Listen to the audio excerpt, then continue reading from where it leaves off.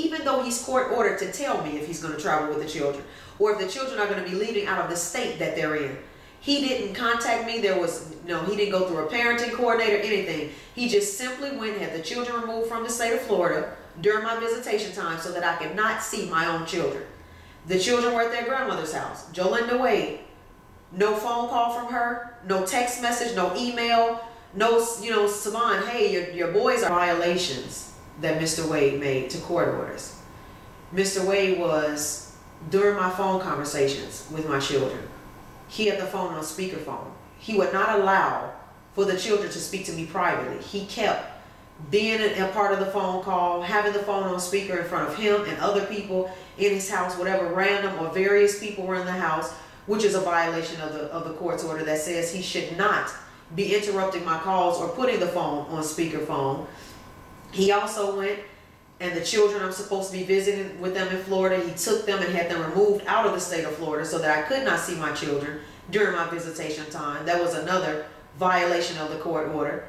And then he went and he violated the court order again because not even allowing me to know that they would be removed from the state. He's court ordered to tell me something like that, and nevertheless, he did it. And Judge Helene Berger, she did absolutely, nothing about it. Before I address your next question, I do want to say this. Even though Judge Helen Berger had those 3 violations that Mr. Wade was in, basically contempt of court. He violated the court's order in 3 different ways. She didn't have time to address that. She didn't even look at it. She didn't receive witnesses. She didn't get any evidence. She was just moving on. But she did have time for this. She had time to threaten me. She literally took the time to say, you know what, Miss Wade, read my lips. If you tell the children that their dad had you arrested, I'm going to make sure you don't see your children ever again. And now that same Judge Helene Berger that said that to me, Mr. Wade has been on Oprah. Mr. Wade has been on The View and paraded himself in the media about how he had the mother of his children arrested. This same judge, I don't hear anything from Helene Berger. I don't see her addressing the fact that Mr. Wade has done that and told everybody in the world, not just Zion and Zaire, but everyone else, proudly, that he had me arrested. And she still has done nothing. And Mr. Wade actually is in violation of real court orders that exist. Mind you, on June 16th, the police were never able to produce a court order. Mr. Wade was never able to produce a court order. His attorneys were never able to produce a court order. Nevertheless, Judge Helen Berger had something to say about that, but said absolutely nothing to address the fact that 3 violations of the court's order Mr. Wade had done, and she had nothing to say about it. She never even addressed it. How's my relationship now with my children after Renee Goldfarb gave the decision? Well, I'm fighting to even have a relationship with my children right now at all. Before Judge Goldfarb made this decision, I was extremely active in my children's everyday life. I enjoyed the privilege, I would call it an honor, being able to get up in the morning, feed my children, dress them, take them to school, pick them up. I did it all. I would chaperone on field trips for my children and even other people's children who weren't able to be there at school. And I would, go to chapel at my children's school. I was a hot lunch mom. Every week I volunteered at the school. I would randomly drop in to the school, even if it was just to give my children a note or, things like that. I was just there. Every baseball practice, I was there. Every doctor's visit, I was there. Every time my children got sick, I was there. Anytime my children had to be in the hospital, hospitalized for something or an emergency room visit, I was there. I've been there in everything, especially in their education. And now that Judge Goldfarb gave Mr. Wade custody, everything's changed, The new school my children are at, the Cushman School, I couldn't even speak. I was not even allowed to have the names of Zion and Zaire's teachers this year. I'm just not finding out who their teachers are. They refuse to give me the information, saying that Mr. Wade had not ever given them the permission that they needed to give me those teachers. So Mr. Wade let months go by, literally months go by without, me being able to have any contact with the children's teachers at all. And I mean, Zaire, my oldest son, even though Mr. Wade's court ordered to tell me if he's going to make a decision regarding the children, and he's supposed to consult with me and decide with me, he literally went and just abruptly transferred Zaire out of the old school he was in and put him in the Cushman school with Zion. And he did not tell me absolutely anything. I literally called the former school Zaire was at, and the principal had to tell me, Miss Wade, I'm so sorry I have to be the one to tell you this, but, Mr. Wade was taking Zaire out of this school in February. He didn't even re-enroll him. We've known since February. We're so sorry we're having to tell you now. And it's the fall of 2012, and I'm finding out that he, took my son and put him in a different school. And, now, even more recently, I tried to, bring something to the school for both Zion and Zaire to have it delivered to them both. And I was on the phone with the principal, Cheryl Rogers, and I was explaining to her that, I wanted to have somebody drop something off at the office for the children. And she just, essentially she told me it wasn't going to happen. I could not do it. That she'd spoken, that she didn't even have direct contact with Mr. Wade, but that she'd spoken to one of the many nannies and babysitters that Mr. Wade uses, Brenda Larson, and how Brenda had told her, no, Miss Wade is not to bring anything to the school for the children. She's not to drop anything off for the children at school. And I was, I'm thinking, and I'm telling this woman, this is a nanny. This is not their mom. This is not their dad. This is one of Mr. Wade's many babysitters. How is she going to dictate and determine, whether I have access or not to my children at their school? It's been, a completely different experience, and especially regarding their education. I'm just now getting the therapist's phone number, for my oldest child.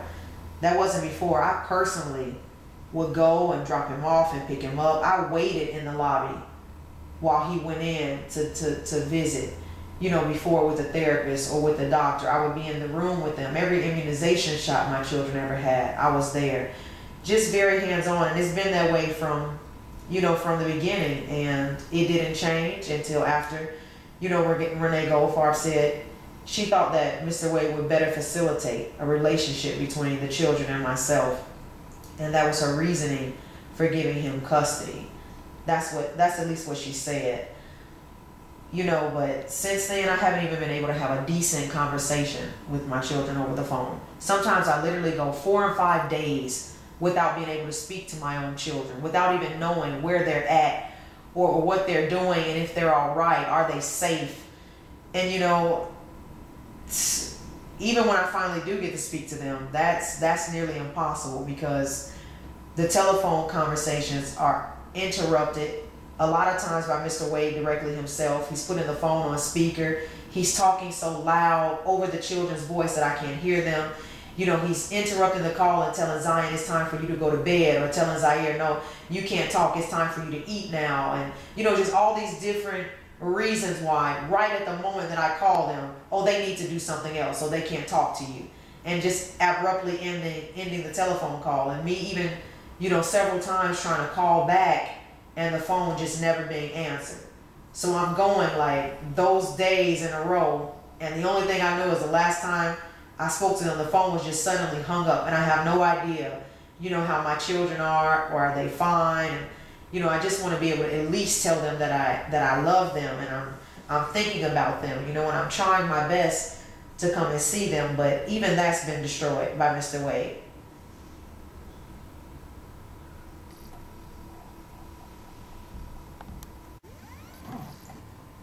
Well, that's a question nobody's ever asked me before.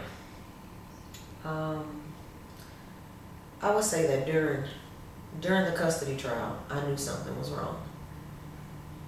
You know, I watched Judge Goldfarb laugh in court, and she would be joking about how she knew, you know, where Mr. Wade was and the last game he was in and what city he was either going to be going to for an NBA game or what city he had just left for the NBA game. And she was saying how she knew Mr. Wade's schedule, and she, you know, she, don't forget, she likes basketball and things like that. She would throw things like, you know, those sort of comments throughout the entire custody trial.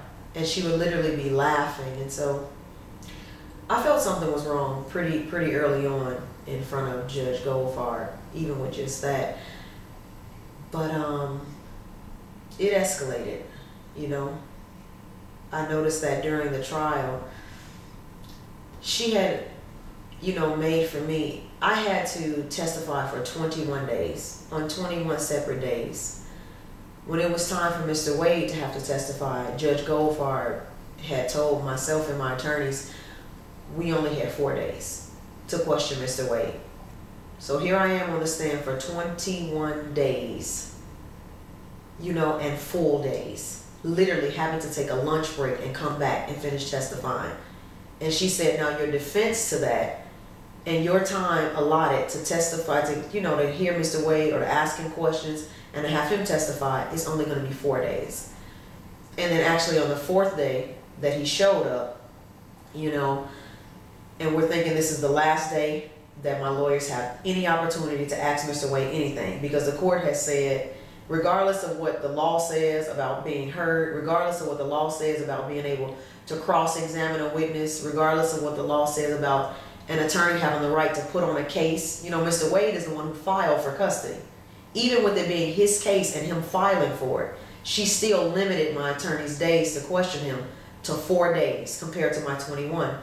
Well, on the 4th day, Judge Goldfarb tells us Mr. Wade is not going to testify. She's not going to make him testify. Instead, she wants all the attorneys and Mr. Wade and myself to go into her chambers. And so my lawyer insisted continuously that if we were going to go in the back and we were going to go in her chambers, we were not going off the record. He said the court reporter that's been hired to be here is going in the back with us. We don't want to do anything else with any other judge off the record. No more. There needs to be a record of everything that's happening in this case, you know?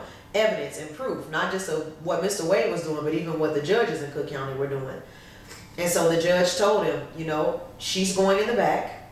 Judge Goldfarb said Mr. Pritikin was willing to go in the back. Mr. Wade was willing to go in the back in her chambers. And if Mr. Haber was not willing, my lawyer and myself, to go in the back without a court reporter, she was going to continue on without us. So that was the situation we were in. My 2 children's very lives are at stake. Custody is at stake. And I'm being told by Judge Goldfarb, who's making the custody decision, you come in the back off the record with no court reporter, or this particular last day you have to question Mr. Wade, and she's taking it from us to go in the back. We won't even know what's going on back there. And so my attorney and I, after quite some time arguing, saying how wrong it is, saying it's unlawful, nevertheless ended up in the back. And she took us into her office, into her chambers. And she instructed us not to say anything, because she explained to me that a judge who tries a case is not supposed to mediate it. And I knew then that something very, very terrible was happening, because, mind you, Mr. Wade's testimony wasn't over. There were other witnesses on the witness list. There was evidence that never had been introduced yet that the judge had not laid eyes on. But Goldfarb was in the back in her chambers on that day, taking the time, the last day that my attorneys had to question Mr. Wade, and used it to do the very thing she said was unlawful, which was to mediate that case, while she was, you know, the trier of fact on the case. And so she went and she was telling me about me moving to Florida, you know, if I wanted to be closer with the children, and making arrangements for me to move to Florida. And I remember thinking, oh God, you know, this judge, Goldfarb, is about to do something very terrible. She's talking to me about moving to Florida and making arrangements to go to Florida, and the trial wasn't even over. How would she have known to tell me, make arrangements to go to Florida And do I have money? Can I afford to go to Florida and live there? If she was going to make a just, impartial, and unbiased decision. If she was going to make a fair decision and hear all the witnesses first, look at all the evidence first, read all the pleadings first, there's no way possible she would have known to be telling me, to prepare myself, or do I have money to go to Florida? Me and my children both lived, in South Holland, Illinois. We both lived in a suburb right outside of Chicago, Illinois. So why, in God's name, would Judge Goldfarb, before the trial is anywhere near over, be speaking to me about making arrangements to go to Florida, unless she knew this, what she was going to decide for Mr. Wade long before the trial was over? And I know this.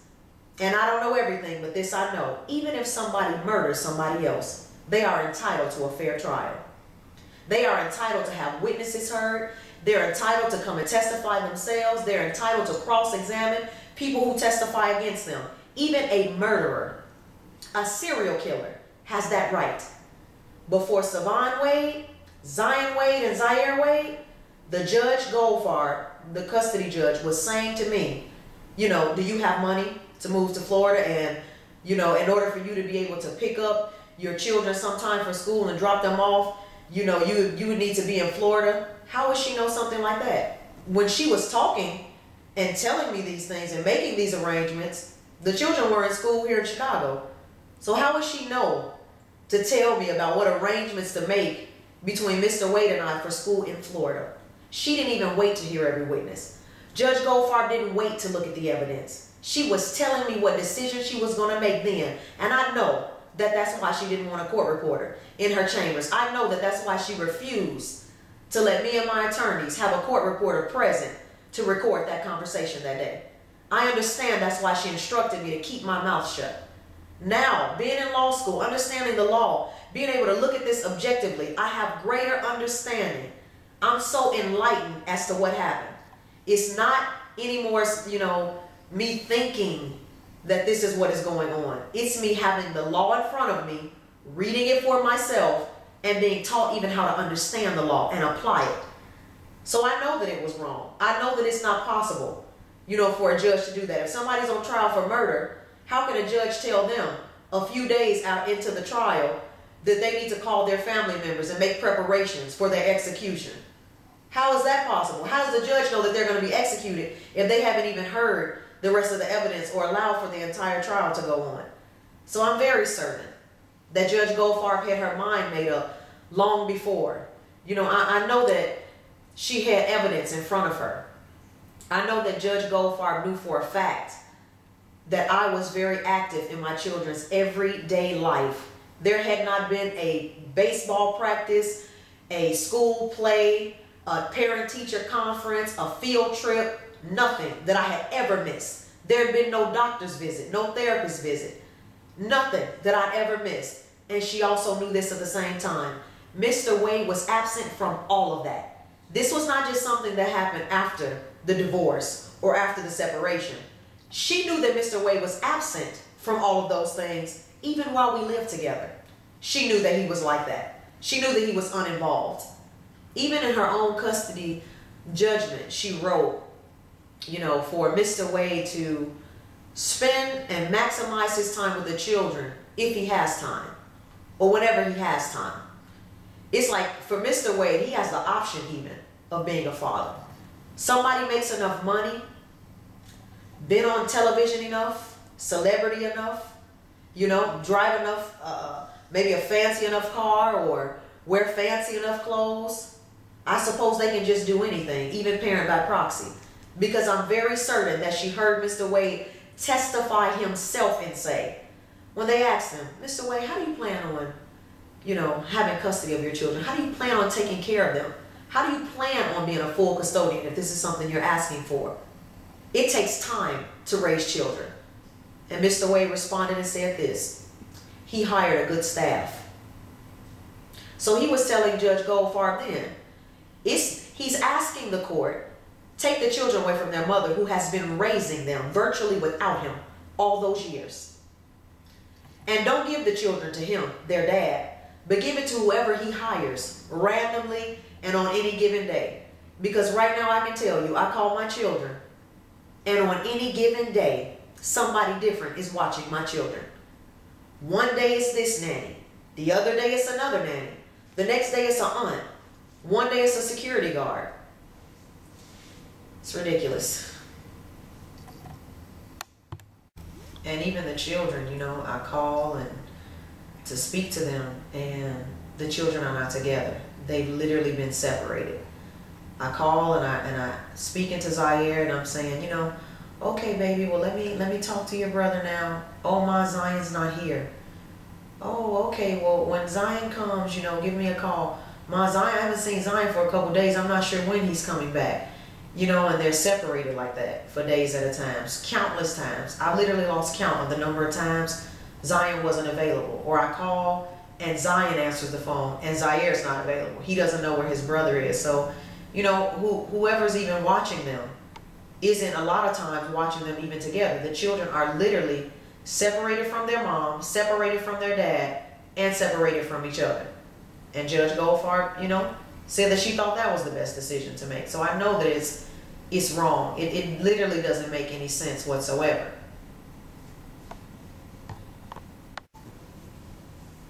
There were people who were willing to speak up, you know. There were plenty of people that came and testified on behalf of Zion and Zaire and on behalf of myself. The school administrator came herself, you know. The assistant school administrator for the children came and testified. Teachers came to testify. The principal even showed up, you know, at court. The court's own witness, Dr. Phyllis Amabile, you know, she's a 604B evaluator. She does custody